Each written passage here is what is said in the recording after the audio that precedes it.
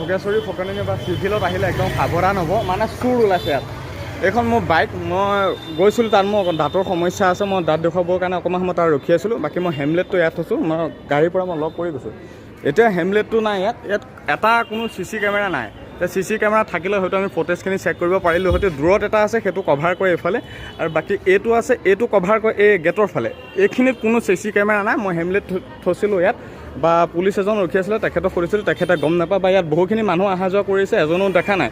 কিন্তু ইমান ব্যস্ততাৰে ভৰা এনেকুৱা কাণ্ড এইখিনি হ'ব নালাগে, কাৰণ ওচৰতে আছে, এইফালে ডক্টৰে এইফালে চিকিৎসা কৰি আছে, কিন্তু হয়তো মন কৰা নাই। এতিয়া মই কাক সুধিম, কোনে গম পাব এইখিনি কথা নাজানো। খালি আপোনালোক যদি আহে মই সতৰ্ক কৰি দিছোঁ, নগাঁও ভোগেশ্বৰী ফকননি এইখনত যদি যিকোনো কাৰণত যদি আহে তেনেহ'লে সাৱধান হ'ব গাড়ীৰ পৰা। বিশেষকৈ মই গাড়ীখন থৈছোঁ ইয়াত, গাড়ীখন ঠিকে আছে, খালি মোৰ এতিয়া হেমলেটটো নাই চাওক। কিন্তু আহোঁতে একদম সাৱধান হ'ব। বিশেষকৈ ইয়াত চুৰ ওলাইছে, চুৰবোৰ কোনে ক'ত কি হিচাপত কৰিছে নাজানো, কিন্তু ইয়াত ধৰিব পৰাকৈ কিন্তু মেইনলি বিশেষকৈ আমাৰ CC কেমেৰা নাই।